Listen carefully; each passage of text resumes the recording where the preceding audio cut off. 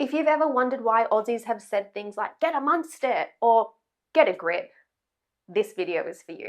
Hi everyone, welcome back to Aussie English with Amanda. If you are new here, welcome. Thank you so much for being here. In today's lesson, we're going to take a really close look at the verb get, one of the most common and confusing verbs in English. You will see it used so many ways, not just in Australia, but in English-speaking countries.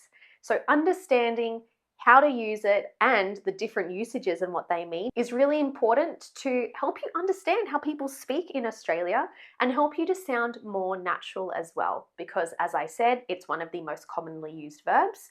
We replace a lot of regular verbs with get, so to understand how to use it will get you sounding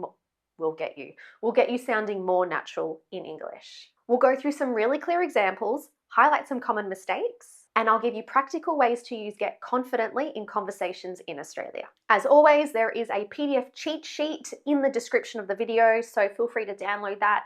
This time I've actually also included some practice activities for you to check your understanding of today's video.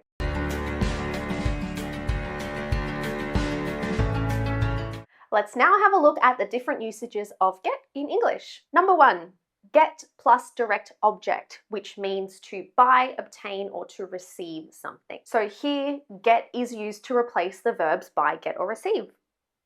So you can understand why this could be a little bit confusing for people whose first language is not English, because we're using get to replace three different verbs that are not really interchangeable with each other. You can't really use buy and receive as synonyms to each other, but get you can. For example, I got my visa last week, which means I obtained.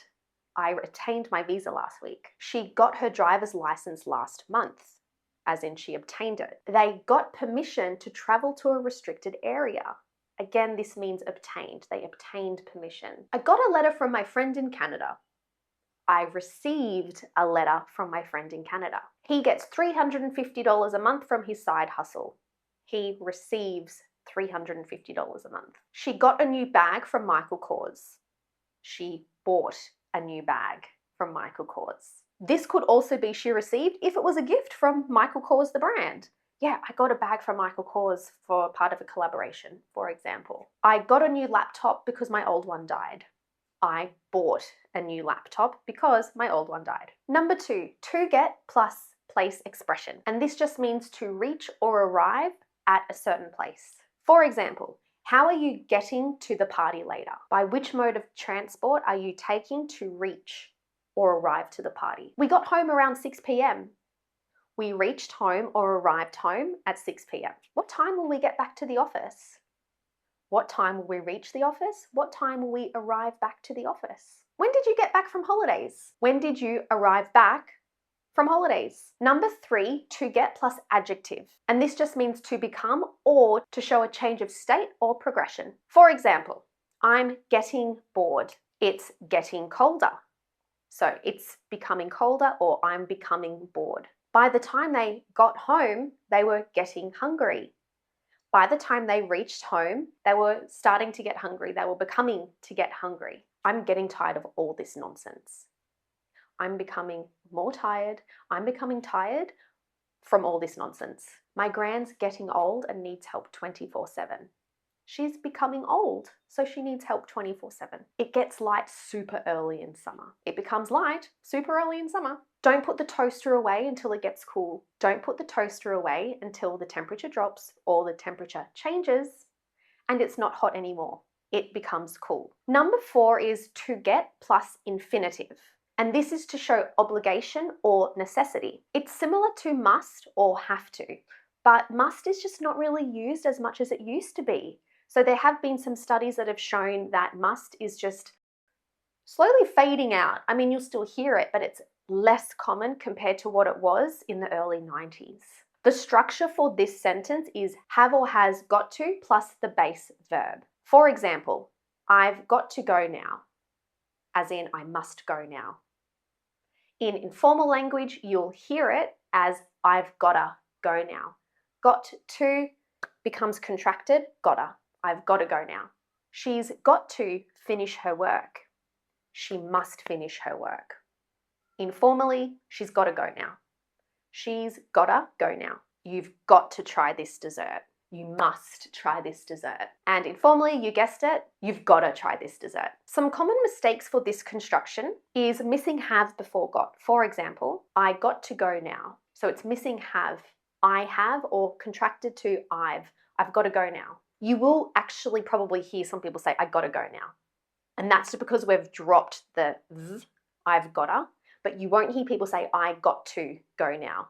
It's all contracted. The whole idea of this is to contract for a quicker sentence structure. For example, I gotta go now. Sorry, I gotta go now.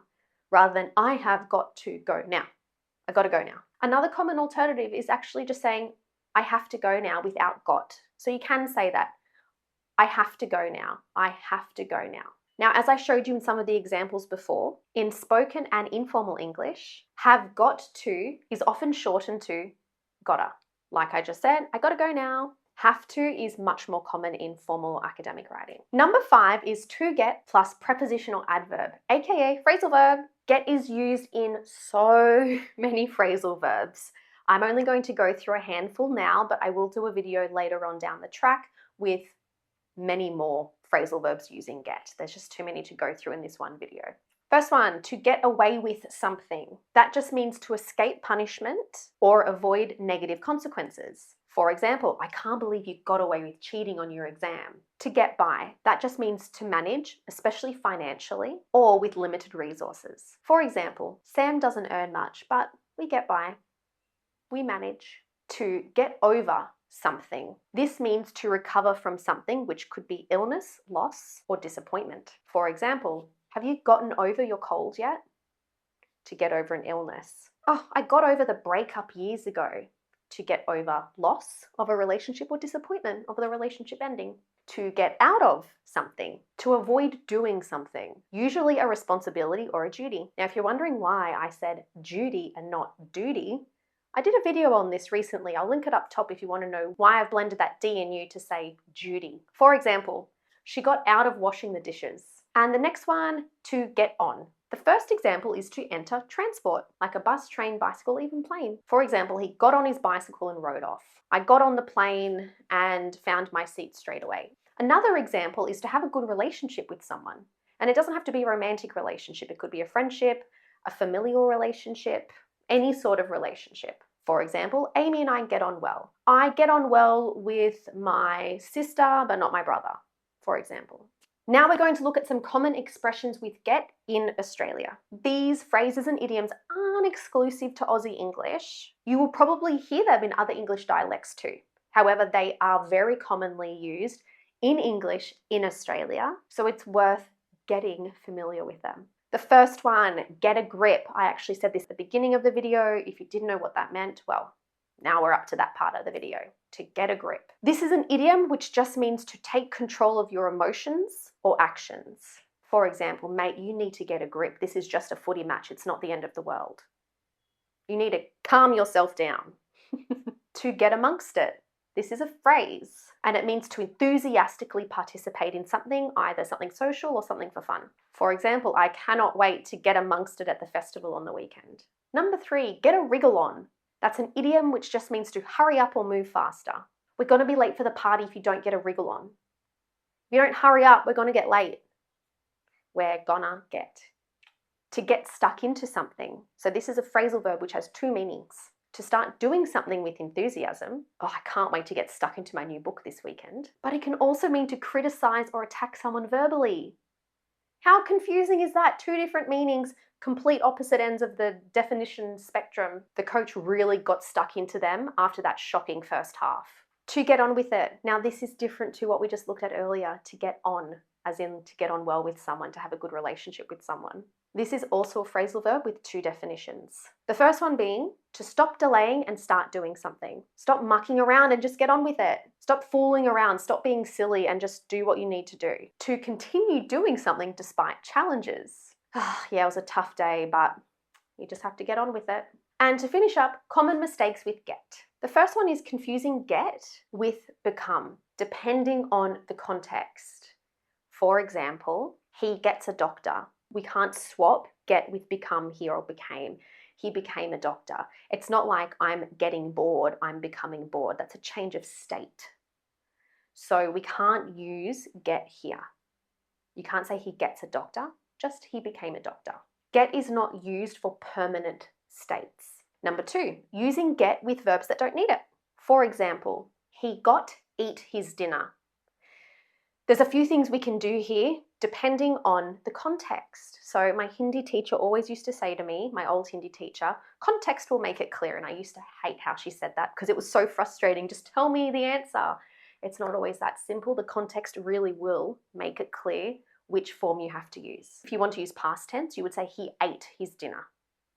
Simple past, he ate his dinner. However, if you want to follow rule number 4, necessity or obligation, then you could say he's got to eat his dinner. He has got to eat his dinner, which just means he must eat his dinner. If you want to talk about obtaining or receiving dinner, you would say he's got his dinner.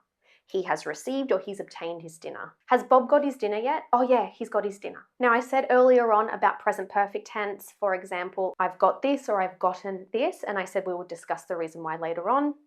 Here we are, here's later on. Traditionally, got is the preferred past participle in Australian English. However, gotten is becoming more common as well, especially in spoken English. Some speakers will use got for possession or acquisition. For example, oh, I've got a copy of that book already. And gotten for a process of change. For example, I'd gotten really angry at that point. Then they told me to get a grip.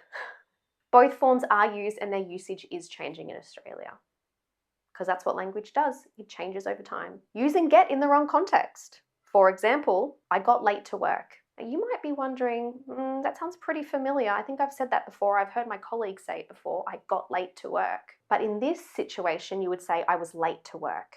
I was late to work. Okay, if your intention is to say you arrived late to work, you can't say I got late to work. You might be thinking, what about I got to work late? That sentence follows the get plus place expression, which means arrive at a place. So very similar to that one that I said is technically incorrect. However, there's something that we have to include to make it a correct sentence. I got to work late, not I got late to work. To is in the wrong spot. So as long as get is followed by to plus place, it's fine. Alrighty, what do you reckon? Are you getting it yet? Are you getting the hang of it now? If today's lesson helped clear things up a bit, give it a thumbs up, hit that subscribe button. I never know which side it is. Hit the subscribe button and let me know in the comments which get expression you're going to try to use this week. And if you're ready to take your Aussie English even further, don't forget to check out the links below for private coaching, group classes, online courses, free resources, and other video lessons. Catch you next time, and until then, get crackin'. That's just an informal idiom that's similar to get moving or to get started. Cheers, and I'll see you next time.